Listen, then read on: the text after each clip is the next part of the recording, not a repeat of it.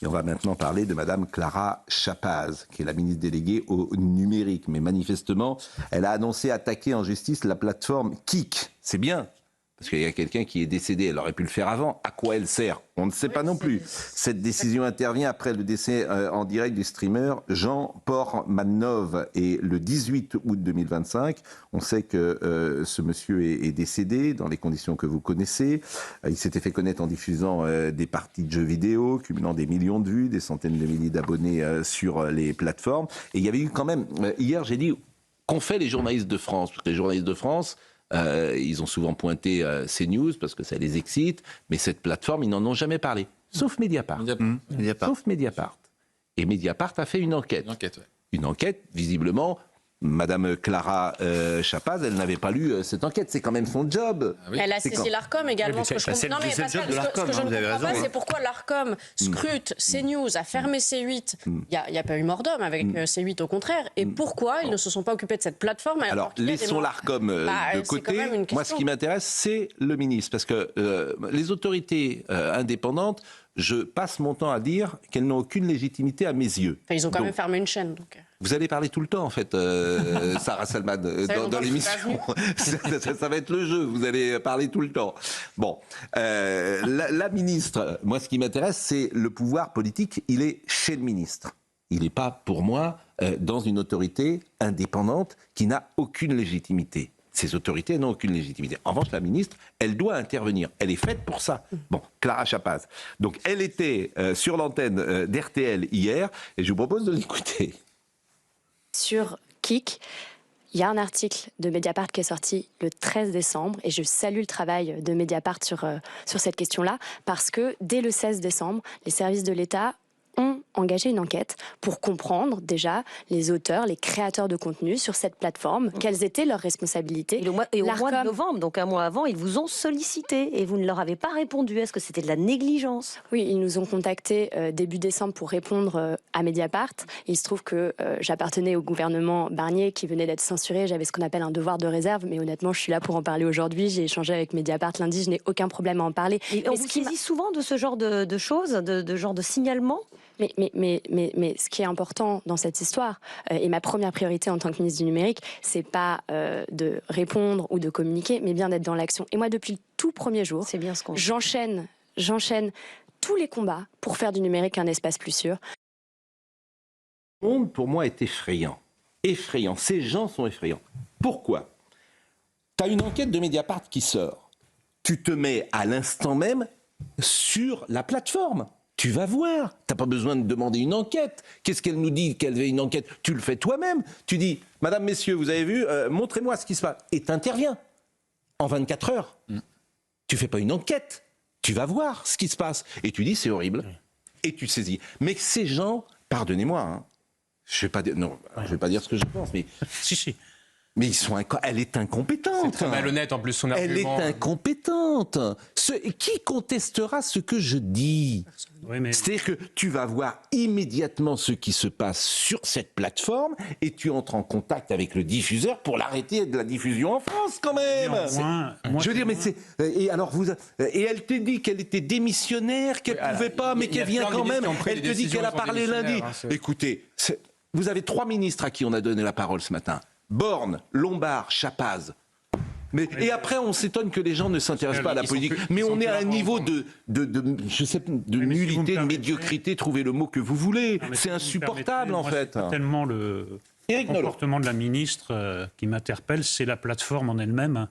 Parce qu'il y a quand même un nouveau signe d'une décadence générale, parce que Kik, c'est en fait les jeux du cirque moderne. C'est du sadisme, oui. C'est-à-dire qu'on jette un homme à des bêtes sauvages qui ont des apparences humaines, mais enfin, ils sont là pour le mettre à mort, ou en tout cas le maltraiter. Moi, je pense que c'est un indice vraiment très fort d'une régression générale. On pensait que la civilisation, c'était un mouvement continu vers le mieux, et on voit que maintenant, c'est une régression vers le pire. Non, mais la ministre, en fait, mais c'est ce que j'attends d'un ministre. C'est précisément ce que vous dites. C'est-à-dire qu'ils viennent un jour dans un journal, à une heure de grande écoute, dire « Vous savez ce que j'ai vu sur une plateforme ? Voilà ce que j'ai vu. J'ai trouvé ça scandaleux. Je voulais avertir les Français, parce qu'on est dans une civilisation qui va mal. » C'est ce sens-là. Je ne veux pas des petits hommes gris qui connaissent, en fait, il y a un vrai problème de culture générale chez ces gens-là. C'est-à-dire qu'elle ne comprend pas ce qu'elle voit. Elle ne voit pas ce qu'elle voit. Elle l'a pas vu. Pour reprendre. En fait, elle l'a pas vu. Elle l'a pas vu. Mais la réalité, c'est, j'en suis sûr. Ce qui l'intéresse, ministre, c'est l'IA, c'est d'aller au CES à Las Vegas, c'est de discuter avec les géants de la tech. Là, on lui amène un problème en disant il y a une plateforme Kik, une plateforme australienne, avec un pauvre type qui se fait saliser. Mais je pense qu'elle s'en est même pas souciée à un moment. Alors ensuite, non, mais je pense que la réalité, elle est là. Alors elle revient ensuite, maintenant, elle rétropédale en disant ah oui, alors il y a eu une enquête de Mediapart, elle l'a découverte, je pense. C'est pas remonté jusqu'au ministre. Puis c'est un petit ministère en plus, alors, si ça sert à rien, c'est sans doute une bonne question. Mais c'est pour ça, pardon, mais je pense que Sarah avait raison. C'est le rôle de l'Arcom. L'Arcom, pour vous, il n'a pas de légitimité, sans doute, mais il a du pouvoir. Et ce que vous dites, Pascal, impliquerait le courage de tenir un discours qui est civilisationnel. Là, on nous parle des plateformes, et les plateformes, c'est rien d'autre qu'une caisse de résonance d'une société qui est malade, qui est décivilisée, où il y a une élargie à la frustration qui sévit, une jubilation à faire le mal. Ça implique une reprise en main beaucoup plus globale. Là, comme d'habitude, on a un discours qui vise à traiter les conséquences, mais sans jamais agir sur les causes. Clara Chapaz, en tout cas, si elle veut répondre à notre discussion, elle peut évidemment venir, mais à quoi sert-elle? T'as envie de dire, mais à quoi vous servez, madame? Elle est plus là pour longtemps, de toute manière, donc vous pourrez même pas la lui poser la question. Mais non, mais à quoi vous servez? Parce que si vous servez pas, vous servez à rien en fait. Les confidences de Emmanuel Macron, JD News. Il a fait la une hier du JD News. Après avoir protégé, il faut désormais rembourser. La cigale est devenue fourmi. Je trouve cette phrase. On vous a prêté, mais rends la thune. Ouais, non mais c'est vrai. Il dit faut travailler pour rembourser. Alors, encore une fois, est-ce que le message passe bien aujourd'hui auprès des gens? Je ne suis pas sûr du tout. Et alors, cette interview, elle est assez... C'est aujourd'hui, le JD News. Aujourd'hui sort le JD News. L'interview a été faite hier. Elle date d'avant la décision de Bayrou. Elle date d'avant la décision de Bayrou. Il dit aussi qu'il va rester jusqu'au bout, si certains encore en doutaient sur la question de la décision. Mais ça, c'est... Voilà, on a l'assurance de ça. Moi, ce que je trouve absolument formidable avec Emmanuel Macron, c'est qu'on a beau lui mettre sous les yeux l'échec de sa politique, il trouvera toujours un moyen de rebondir. On lui montre les chiffres de la dette qui sont passés de 2200 milliards à 3300 en l'espace de 7-8 ans. Il dit oui, mais écoutez, il a fallu protéger les Français, personne à l'époque ne disait qu'on allait dans le mur, etc. Et surtout Sarkozy a fait pire. Sarkozy a fait pire, Hollande a fait pire. Il oublie qu'il était ministre de l'économie de François Hollande au passage. Ça, c'est confortable. Ils sont tous pareils. Il n'arrive jamais à faire un mea culpa, ce président. Mais Clara Chapaz, ils sont tous sur ce modèle. Clara Chapaz, elle dit, ce n'est pas de ma faute. Il n'y en a pas un qui dit, oui, je suis responsable de ce qui arrive. Tu exclus ta responsabilité sur les dommages qui arrivent. Il se défausse alors même qu'on est le pays en Europe qui a le plus creusé la dette depuis le Covid. Donc le Covid, il a bon dos dans cette histoire. Mais je pense en effet que les Français méritent une classe politique responsable qui est capable de reconnaître ses erreurs et d'en tirer des conséquences politiques. C'est ce que De Gaulle avait fait en 69 et je pense qu'Emmanuel Macron s'honorerait à réfléchir à cette éventualité. Au moment du Covid, tout le monde voulait... Enfin, il y a peu de forces politiques qui sont exprimées pour aller contre le quoi qu'il en coûte. Ça c'est vrai aussi. Ça c'est vrai, c'est indéniable. Après, il y avait des discours médiatiques, choses, mais en tout cas, politiquement, il y a eu... Non, mais attendez, je crois que le Covid, c'est 200 milliards, ce que ça a coûté. Oui, non, mais vous avez... Et là, on est sur une augmentation de 1200 milliards. Ensuite, moi, je pense que c'est une assurance. Olivier de Lagarde. Effectivement, au moment du Covid, on est sur une situation tout à fait exceptionnelle. Qu'à ce moment-là, on débloque des fonds exceptionnels parce qu'on est face à une situation exceptionnelle, me paraît normal. Le problème, c'est avant le Covid et puis après le Covid. C'est un mode de fonctionnement qu'on a depuis maintenant 50 ans en France. On dépense plus d'argent qu'on en a quand on est à la tête de l'État. Mais Sarah veut continuer de dépenser. Elle veut dépenser. Mais il ne faut pas la laisser faire. Mais il ne faut pas la laisser faire. Déjà, c'est pas moi qui suis aux commandes et j'ai pas envie de l'être. C'est bien dommage. Non, j'ai pas envie. Mais je dis simplement que vous avez des gens qui sont dans le besoin et qu'il faut les aider, c'est tout. Et il y en a d'autres qui ne sont pas dans le besoin. Vous les aiderez mieux, précisément, en leur permettant de travailler et parfois, pourquoi pas, en ne leur donnant pas d'argent facile et en les incitant à travailler. Oui, alors il y a des travaux qui sont quand même très pénibles et incités à travailler à des travaux très pénibles. Vous parlez de deux choses différentes. Il y a le sort des travailleurs qui font des boulots pas marrants. Et puis, il y a une partie de la France qui vit de combines et de rapines. Il y a sûrement 1 ou 2% sur... non, mais c'est quand même la réalité. Il doit y avoir 1% de tous les gens qui touchent les allocs qui vivent comme ça. Je vous assure, c'est beaucoup. C'est un phénomène qui est très documenté en économie, c'est les trappes à inactivité. Et si on avait des métiers qui payaient davantage, je pense qu'on aurait beaucoup moins d'assistants. Ah oui, non, mais ça, je suis d'accord, mais c'est absolument sous-payé. Bon, en tout cas... Mais il y a aussi des personnes dont on pourrait supprimer l'emploi. On a beaucoup de ministres... Là, on aurait pu supprimer ce là, c'est du symbole. Là, c'est du symbole. Et non, on a beaucoup plus de ministres qu'en Allemagne, par exemple. Non, mais même si le système est différent. Sur l'immigration, sur la bureaucratie, là, il y a des vraies marges de manœuvre. C'est la suradministration. Et sur l'énergie, on parle. C'est la suradministration. Le problème, c'est qu'on a donné le pouvoir aux énarques. Les énarques, qu'est-ce qu'ils font? Ils font de l'administration. Nous sommes d'accord. On termine avec les propos du président de la République. J'assume aussi aujourd'hui qu'après avoir beaucoup dépensé pour protéger, il faut économiser et travailler pour rembourser. Bon, c'est la pyramide de Ponzi. Il y a un moment, il faut payer. La chaîne de Ponzi. Ah oui. C'est exactement la pyramide de Ponzi. Il y a un moment, tu payes. C'est juste. C'est Ponzi. Donc c'est exactement ça. Et je trouve singulier que les partis politiques qui pensaient qu'il fallait dépenser plus durant les crises affirment qu'il faut rembourser moins aujourd'hui. Bon, il a écrit également une lettre. Le quotidien Le Monde a publié ce mardi la réponse d'Emmanuel Macron à la lettre de Benyamin Netanyahou. Le chef de l'État affirme que la lutte contre l'antisémitisme ne saurait faire l'objet d'une instrumentalisation et assure que la protection de nos compatriotes juifs est une priorité absolue. Il a estimé que les accusations d'inaction portées par Benyamin Netanyahou envers la France en matière de lutte contre l'antisémitisme constituent une offense pour le pays tout entier. Ces accusations d'inaction face à un fléau que nous combattons de toutes nos forces sont inacceptables et offensent la France tout entière. C'est un courrier très très important. Alors on pourrait dire qu'il aurait pu répondre par exemple à Anne-Laure Abitbol, qui avait pris la parole et qui est la sœur d'Ilan Halimi, qui a dit des choses très fortes et qui a dit ce que pensent beaucoup de juifs français. Emmanuel Macron alimente l'antisémitisme. Évidemment, ses propos sont très forts. Moi, je ne les reprendrai pas dans ma voix de cette manière-là. Alimente, je ne dirais pas cela. Je dirais simplement qu'effectivement, de ne pas avoir marché dans la lutte contre l'antisémitisme, de ne pas avoir répondu à la question sur le génocide, de reconnaître l'État palestinien dans ce timing, crée forcément les conditions d'une interprétation, notamment pour les juifs français, qui pensent qu'il y a plus que la reconnaissance, c'est le fait que ça ne s'accompagne pas aussi de gestes forts, symboliques aussi, pourquoi pas, du président de la République, un grand discours sur la question de l'antisémitisme, un geste même d'ordre symbolique. Alors évidemment, il y a la marche. Pourquoi pas, je sais que cette idée a été émise, pourquoi pas aller planter lui-même un arbre pour rendre hommage à Ilan Halimi alors même qu'un arbre a été scié. Ce sont des petits gestes, mais il pourrait faire un arbre à l'Élysée, par exemple. Oui, mais un arbre à l'Élysée. Pourquoi pas? Non, mais vous avez raison. C'est pas sa priorité. Là, on parle de gestes symboliques, mais je pense que le principal problème avec Emmanuel Macron sur l'antisémitisme, c'est pas ça. C'est qu'il a mené depuis 2017 une politique migratoire totalement incohérente, puisque toutes les études montrent qu'il y a une surexposition des nouveaux venus, notamment extra-européens, aux préjugés antisémites. Ça ne veut pas dire qu'il faut essentialiser, mais ça veut dire qu'il faut ouvrir les yeux. Et je pense qu'on ne peut pas prétendre lutter contre l'antisémitisme en France en important chaque année des dizaines de milliers d'antisémites sur notre sol. Même Darmanin... Il parle des juifs français à Benyamin Netanyahou, mais je le disais tout à l'heure, il ne répond pas à Anne-Laure Abitbol, la sœur de Ilan Halimi, donc il ne parle pas aux juifs français. Et c'est ça la difficulté. Je me dis parfois, mais c'est le problème de la déconnexion.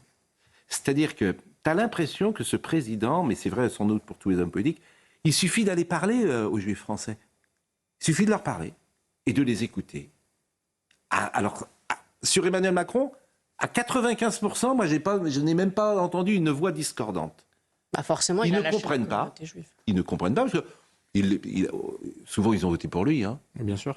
Souvent, ils ont voté pour lui. C'est ça le drame. Ils ont voté pour lui. Ils ont de l'estime pour lui.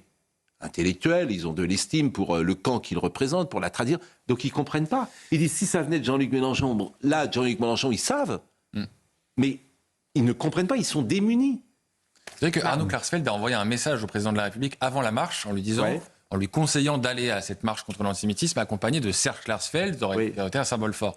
Il n'a même pas reçu la moindre réponse du président de la République. Mais ce qu'a dit hier David Lisnard sur notre plateau est très fort. La raison pour laquelle il a refusé la marche, parce qu'il imaginait que que ça allait fracturer le pays. La peur des banlieues. Sur les bons conseils avisés de M. Bellatar. Mais c'est fou. Bah oui, c'est ça.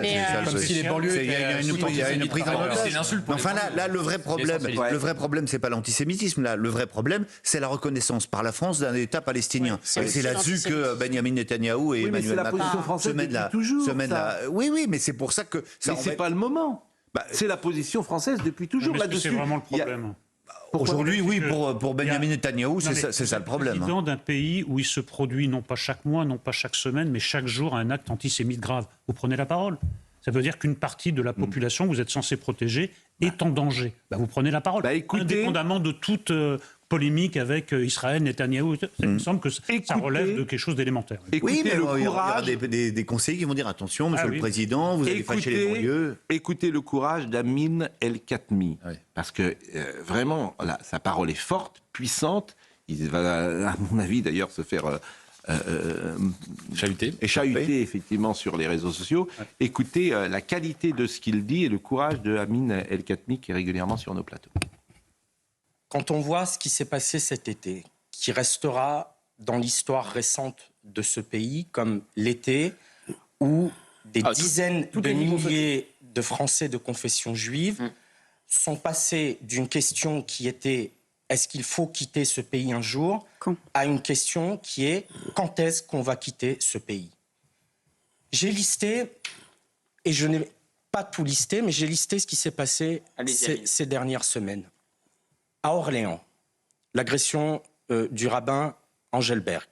J'ai noté parce que j'avais peur d'oublier. À Neuilly-sur-Seine, le rabbin Lemel, on s'en souvient. À Levallois-Perret, le rabbin Elbaz.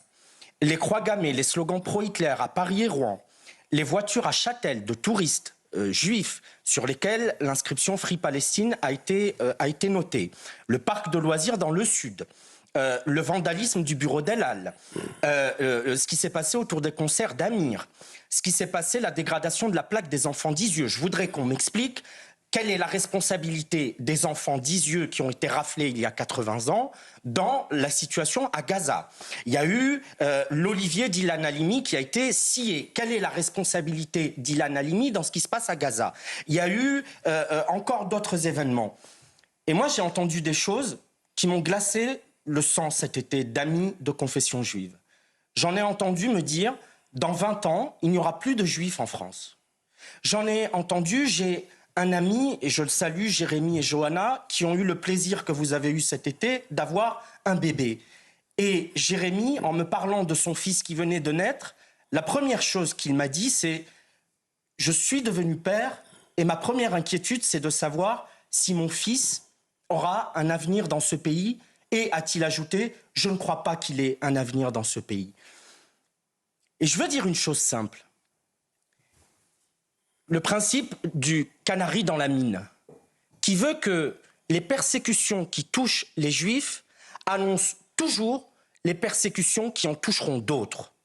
Dans l'Allemagne nazie, les nazis s'en sont pris aux juifs, puis à d'autres. Des opposants politiques, des minorités sexuelles, des Roms, des personnes en situation de handicap. Les persécutions qui ont touché les Juifs en France, il y a 90 ans, ont annoncé l'immense infamie qu'a été l'arrivée du régime de l'État français et de Pétain qui s'en est pris aux Juifs et à beaucoup d'autres. Et donc je veux dire, et pardon, je le dis avec émotion, aux Français qui nous regardent et qui ne sont pas juifs, cette histoire est la vôtre. Ne considérez pas que ce qui vise aujourd'hui les Juifs est une affaire d'antisémitisme. Vous serez visés après. Et moi, pour la première fois, qui ne suis pas juif, cet été, et vous me connaissez, vous savez à quel point j'aime ce pays du plus profond de mon être. Je vibre pour la France.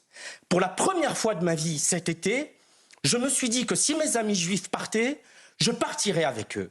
Je ne sais pas où, je ne sais pas quand, mais je refuse de vivre dans un pays qui n'aurait pas eu ce sursaut, qui aurait laissé ses enfants juifs sans protection et qui aurait consenti à les voir partir. Ce pays-là ne sera plus le mien et donc j'appelle vraiment avec force les Français qui voient tout cela à se mobiliser, à se lever, parce que le sort des Français juifs est le sort des Français tout entiers. Parole très puissante d'Amin El-Khatmi. Voilà le discours qu'on attendait d'Emmanuel Macron. Lorsque les nazis sont venus chercher les communistes, je n'ai rien dit, je n'étais pas communiste. Lorsqu'ils sont venus chercher les sociodémocrates, je n'ai rien dit, je n'étais pas social-démocrate. Lorsqu'ils sont venus chercher les syndicalistes, je n'ai rien dit, je n'étais pas syndicaliste. Lorsqu'ils sont venus chercher les catholiques, je n'ai rien dit, je n'étais pas catholique. Lorsqu'ils sont venus chercher les juifs, je n'ai rien dit, je n'étais pas juif. Puis, ils sont venus me chercher. Il ne restait plus personne pour protester. Et c'est un poème très célèbre de Martin Niemöller, traduction évidemment en français de ce poème très célèbre.